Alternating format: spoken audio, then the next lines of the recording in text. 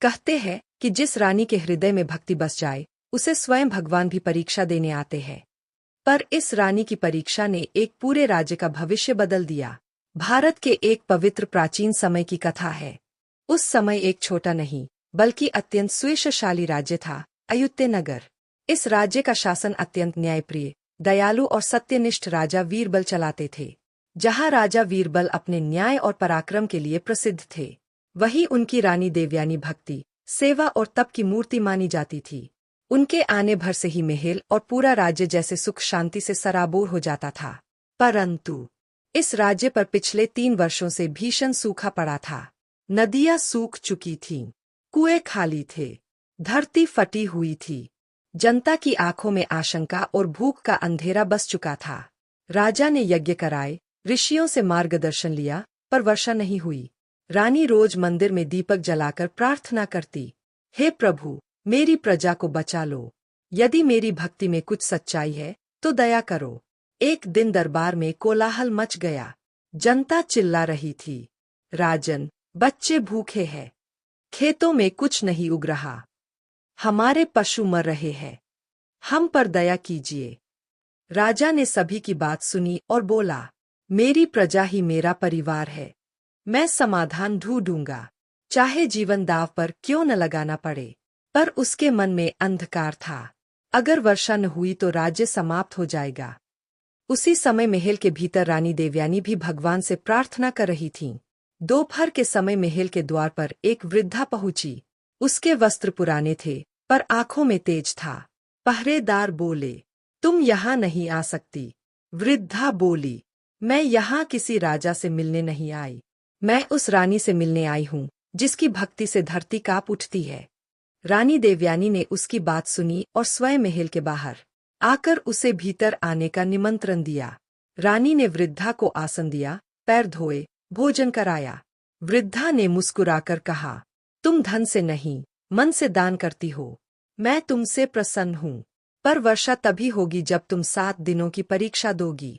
रानी बोली, प्रजा के लिए मेरी सांस भी समर्पित है, परीक्षा कैसी भी हो मैं तैयार हूँ। वृद्धा बोली, हर दिन तुम्हें एक अलग व्यक्ति को भोजन देना होगा, उसे चुनने का अधिकार तुम्हारा नहीं, प्रभु का होगा। यह कहकर वृद्धा चली गई। अगले दिन एक भिखारी आया। वह गंदा था, उसके कपड़े फटे थे, उससे दुर्गंध आ रही थी। दरबारी बोले, रानी, इसे क्यों भोजन दे? रानी ने मौन व्रत का पालन करते हुए स्वयं अपने हाथों से भोजन दिया। भिखारी बोला, माता, दया ही धर्म का पहला दीपक है। और वह चला गया। रानी को शांत अनुभूति हुई। यह प्रभु का पहला संकेत था। दूसरे दिन एक अमीर, अभिमानी व्यापारी आया। वह ऊंची आवाज में बोला, रानी, जल्दी भोजन लाओ, मेरे पास समय नहीं है। राजा क्रोधित हुए, तुम रानी से ऐसे बोलते हो? पर रानी शांत रहीं। उन्होंने व्यापारी को सम्मानपूर्वक भोजन दिया। व्यापारी का दिल पिघल गया। वह बोला, माता, मैंने जीवन में धन तो बहुत कमाया, पर आज पहली बार विनम्रता सीखी। वह महल से निकलते हुए पूरी तरह बदल चुका था। तीसरे दिन एक कैदी आया जिसके हाथ में बेड़ियां थीं। जनता चिल्लाई, यह हत्यारा है, इसे भोजन के योग्य मत समझो। रानी ने भीड़ को शांत किया। उन्होंने मौन रहते हुए कैदी को भोजन परोसा। कैदी रो पड़ा, माता, मैं जैसा भी हूँ, आपने मुझे देवता जैसा सम्मान दिया। आज से मैं अपने पापों की क्षमा मांगने का व्रत लेता हूँ। राजा इस परिवर्तन को देखकर दंग रह गए। चौथे दिन एक बूढ़ी विधवा आई। वह कांपती हुई बोली, बेटी, मुझे कई दिनों से अन्न नहीं मिला। रानी ने उसका हाथ पकड़ा, सहारा दिया, उसके आंसू पोंछे। विधवा बोली, तुम्हारे भीतर माँ लक्ष्मी और माँ अन्नपूर्णा दोनों का वास है। उसके शब्दों ने रानी का हृदय पिघला दिया। 5वें दिन एक छोटा लड़का आया। वह कमजोर था, खड़ा भी मुश्किल से हो रहा था। रानी ने उसके सिर पर हाथ फेरा। लड़के की आंखें नम थीं। रानी ने उसके लिए दवा मंगाई, उसे गले लगाया और भोजन कराया। बच्चा मुस्कुराया। रानी माँ, मेरी माँ की याद आ गई। राजा खुद भावुक हो उठे। छठे दिन एक सैनिक आया। उसका कवच टूटा हुआ था, शरीर पर घाव थे। वह बोला, मैंने राज्य की रक्षा की, पर आज भूखा हूँ।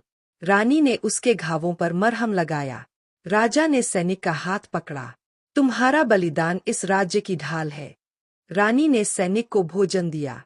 सैनिक बोला, माता, आपकी करुणा ही इस धरती की असली शक्ति है। 7वें दिन महल में वही वृद्धा फिर आई। इस बार उसकी चाल, उसका तेज, उसकी आंखों की चमक सब अलग थी। रानी ने मौन रहते हुए उसके सामने भोजन रखा। अचानक वृद्धा का शरीर प्रकाश देने लगा। महल कांपने लगा। सैनिक घबरा गए। राजा चौंक गए।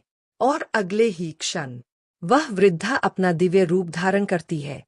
वह थी मां अन्नपूर्णा स्वयं। रानी के आंसू बह निकले। राजा स्तब्ध खड़े रह गए। मां अन्नपूर्णा बोली, देवयानी, तुम्हारे तप, सेवा और भक्ति से प्रसन्न होकर मैं वरदान देती हूँ। आज से इस भूमि पर कभी अन्न की कमी नहीं होगी। अचानक बादल घिर आए। बिजली चमकी। पूरा राज्य हलचल से भर गया। और फिर तभी आंधी के साथ तेज वर्षा शुरू हो गई।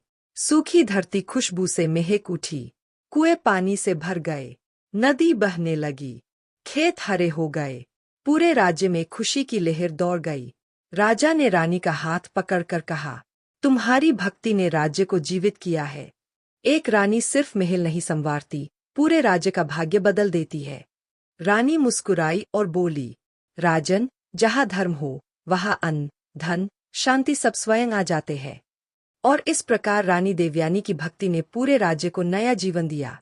कहानी का संदेश, सच्ची भक्ति केवल पूजा में नहीं, बल्कि हर प्राणी में भगवान को देखने में है। दिया गया एक एक दान धरती के आकाश को भी बदल सकता है।